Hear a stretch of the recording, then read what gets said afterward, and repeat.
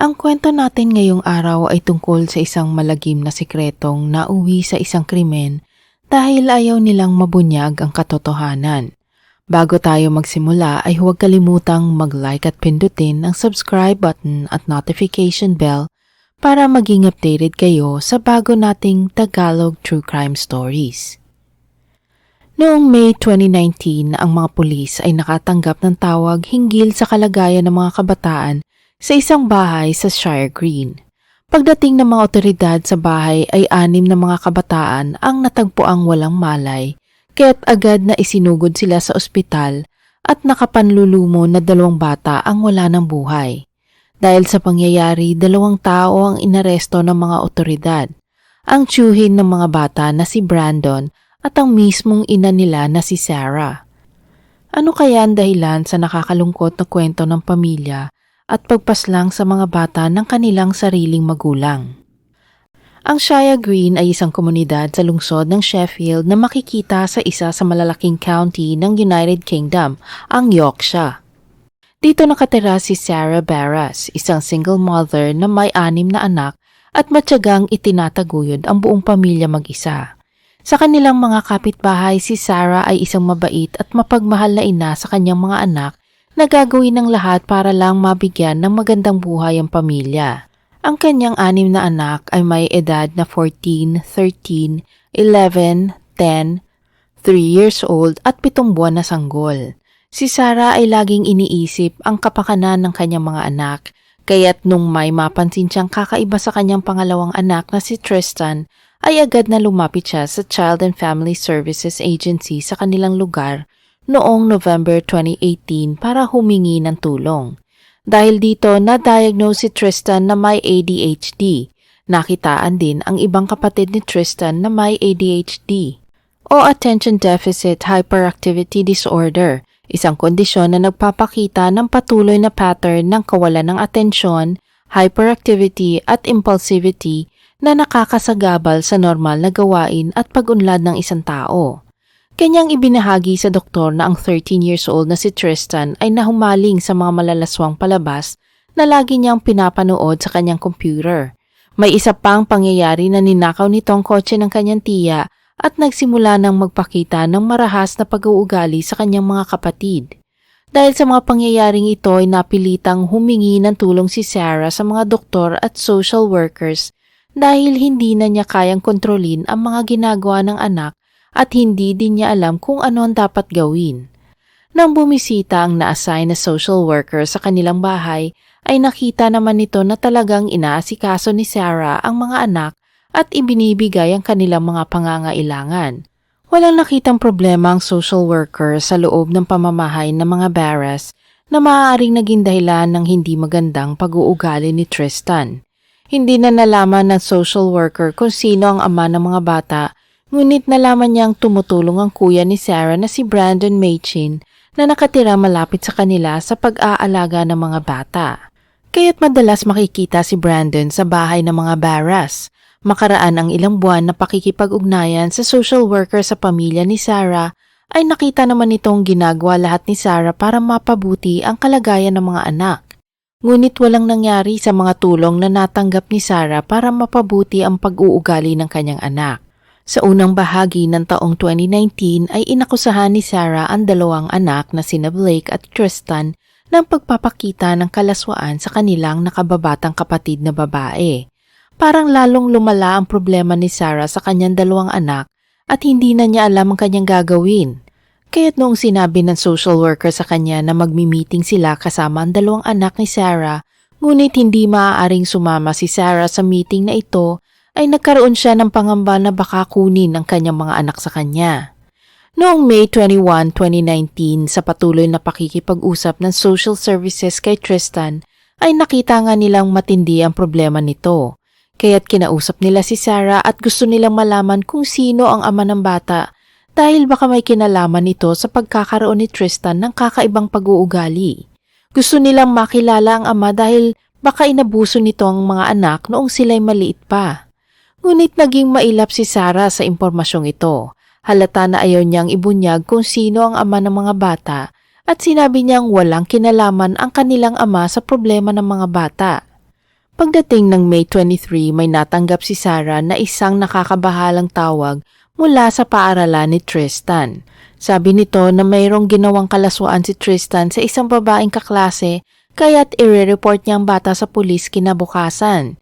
Sinabi niya ito kay Brandon at nagplano sila kung ano ang kanilang gagawin. Noong May 24, 2019, may tumawag sa pulisya at sinabing nag-aalala sila sa kalagayan ng mga bata sa bahay ng mga Barras. Kaya't agad namang rumesponde ang mga pulis at dito na natagpuan ang walang malay na mga kabataan sa loob ng bahay nila Sarah.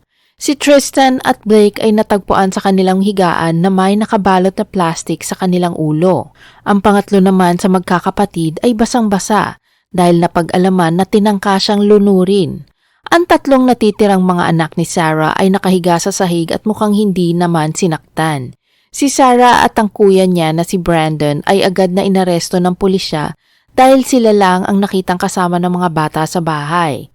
Ang 6 na mga bata ay dinala sa ospital ngunit sa kasamaang palad, pagdating doon ay agad ding binawian ng buhay sina Tristan at Blake.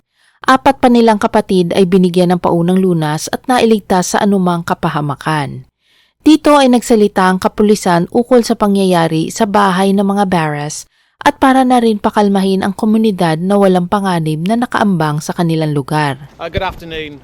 We're here on Greg House Road here in Sheffield. A tragic scene of events. This morning at around 7:30, the emergency services responded to a property on this street. As a result of that, Yorkshire Air Ambulance Service, the Yorkshire Air Ambulance Service attended here and a number of children were taken to hospital. Sadly, 2 children have since died and 4 children remain in hospital. As you can appreciate, this is a very early stages of our investigation. Our detectives are supporting the family. The family are aware of the circumstances and our inquiries will continue to develop during the day. I think it's really important that I reassure the wider community that there is no wider risk. 2 people have been arrested on suspicion of murder and remain in police custody. Ngunit lahat ay nagtatanong kung ano nangyari sa mga bata. Agad namang kinausap ng mga pulis ang unang anak na nagising sa ospital at nang tinanong siya kung nasaan ang kanilang ama para matawagan nila at makasama ng mga bata. Sabi ng bata ay namatay ng kanilang ama sa Second World War. Dito ay nagtaka ang mga otoridad dahil alam naman nating matagal na nangyari ang gyerang ito at imposibleng ang ama nila ay namatay doon. Kaya't hindi nila nalaman ang pagkakakilanlan ng ama ng mga bata. Sa pagsusuri, ang magkakapatid ay nakitaan ng high dosage ng ADHD tablets, isang medikasyon para sa mga batang may attention deficit hyperactivity disorder. Sa pakikipag-usap ng mga pulis kina Sarah at Brandon, nalaman nila na noong gabi ng May 23 ay kinolekta nila lahat nila Sarah at Brandon ang gamot ng mga bata at sa pilitan na ipinainom lahat ng ito sa kanila sa pag-aakalang ikamamatay nila ito. Ngunit umaga ng May 24 ay nagising din ang mga bata sa kanilang pagkakahimbing. Agad na nag-research online sina Sarah at Brandon kung papaano nila mapapatay ang mga bata. Napagpasya nilang sakalin sina Tristan at Blake hanggang sa ito'y mamatay. Si Tristan ay sinakal ni Sarah sa harap ni Blake at sinubukang manlaban ng mga bata. Ngunit dumating si Brandon at sinakal naman nito si Blake. At matapos nito ay binalot nila ng plastic ang ulo ng 2 bata para masigurong patay na ang mga ito. Tinuon naman nila ang kanilang atensyon sa pangatlong anak na 11 years old pa lang noon. Sinubukan nilang lunurin ng bata sa bathtub, nanlaban at nagmakaawa ang batang ito at tinanong kung bakit sila pinapatay ng kanilang ina. Tumigil na lamang sila nang hindi na ito gumagalaw. Matapos umamin sa kanyang pagkakasala ay inamin na rin ni Sarah kung sino ang ama ng mga bata. Ito pala ay walang iba kundi ang kanyang 39 years old na half-brother na si Brandon. Kaya dito na napagtagpi-tagpi na kaya pala laging andoon si Brandon sa bahay nila Sarah at laging handa na tumulong sa anumang problema ng mga Barras ay siya pala ang tunay na ama ng mga bata. Ito rin ang nakita nilang dahilan kung bakit may ADHD ang magkakapatid. Dahil alam naman natin na madalas may mga sakit ang batang nanggaling sa mga magulang na magkapamilya o magkamag-anak. Itinago ito ni Sarah dahil alam niyang iligal ang kanilang relasyon at maaaring silang makulong at kunin ang mga anak niya at ipasok sa foster home. Ayaw niyang maranasan ng mga anak niya ang naranasan niya noong bata pa siya. Si Sarah ay pinabayaan ng kanyang ina kaya't siya ay napunta sa isang foster care sa edad na 14 years old at ang kanyang pagdadalaga ay nagugol sa paglipat-lipat na foster home care kung saan siya ay paulit-ulit na inabuso ng kung sino-sinong lalaki. At gaya ni Sarah, si Brandon din ay napunta sa Child Protection Services noong siya ay 9 na taong gulang pa lamang. Siya ay nagpalipat-lipat din ng foster home care hanggang sa makaalis siya doon pagtanda. Ang dalawa ay nagkaroon ng pagkakataon na muling magkasama na nauwi sa pag-iibigan dahil maraming pagkakahalintulad sa kanilang buhay. Bukod sa kanilang childhood trauma, paborito nilang manood ng mga horror movies. Ayon sa kanilang kapatid, pareho silang malupit sa mga hayop. The mice that she had that she just stamped on wasn't normal behaviour. I was in tears and she was just laughing. She's messed me up a little bit. And I feel numb at times as well. Like, guilty. You know what I mean? I should have spoke more or, you know what I mean? Gone down and seen him more. Should have done something more. You know, I could have picked up on something. You know what I mean? So yeah, I feel guilty and I feel like I've let him down as everyone else. Noong sila ay bata pa, isang daga ang pinaglaruan ng dalawa at tuwang-tuwa silang tinatapak-tapakan ng hayop hanggang sa ito'y mamatay. Minsan naman habang ang dalawa ay may kalaro na isang babae, itinulak ni Sarah ito at nasaktan ang braso ng babae, kung saan si Sarah ay tuwang-tuwa pa sa nangyari. Ang kanilang ina ang unang nakatukla sa kanilang relasyon, nang ito ay nakakita ng kanilang love letters sa isa't isa. Inireport ng kanilang ina ang natuklasan sa mga otoridad, ngunit itinanggi lamang nila ang paratang na sila ay marelasyong ilegal. Ang foster home na tinutuluyan ni Sarah ay nagduda din sa kanila ni Brandon, ngunit wala namang nagsumbong, kaya ang kanilang relasyon ay nagpatuloy. Sa patuloy na interogasyon ng mga pulis, nakita nilang balak ni Sarah na isisi ang mga krimen kay Brandon. Nakita sa kanyang cellphone ang mga sinulat niya noong araw ng krimen. Nakasaad dito na inutusan siya ni Brandon na patayin si Tristan at si Brandon ang papatay kay Blake at sa pangatlong anak. Dagdag pa ni Sarah na nakaupo lang siya kasama pa ang 3 anak habang nilulunod ni Brandon ang pangatlong anak. Balak din daw ni Brandon na patayin ang iba pang mga bata at pagkatapos nito ay siya ang isusunod. At ang huling sinulat ni Sarah ay kung may nabuhay sa kanyang mga anak ay sabihin sa kanila na mahal niya ang mga bata. Matapos nito ay nag-text siya sa kanyang kaibigan na nagsasabing sinusubukan niya kaming patayin. Si Tristan at si Blake ay patay na. Itong kaibigan na ito ang tumawag sa pulisya upang puntahan ang bahay ni Sarah. At bandang 7:45 AM dumating ang mga otoridad noon at tumambad ang mga walang malay na mga bata.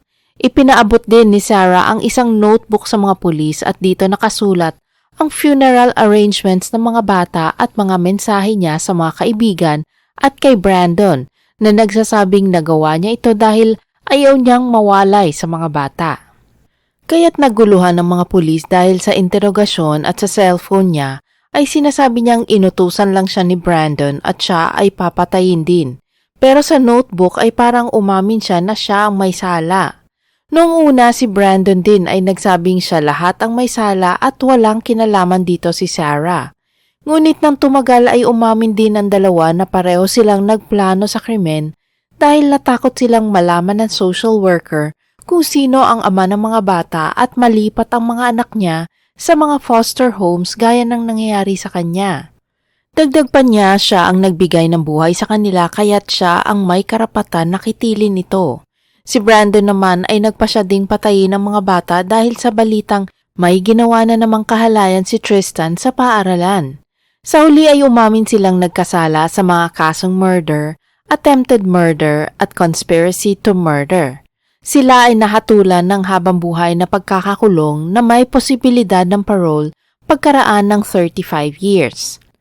Ang ibang kabataan na nakaranas ng kapabayaan madala sa kanila ang maligaw ng landas at malulong sa droga o alak upang makalimot sa pang-aabuso at hirap na naranasan.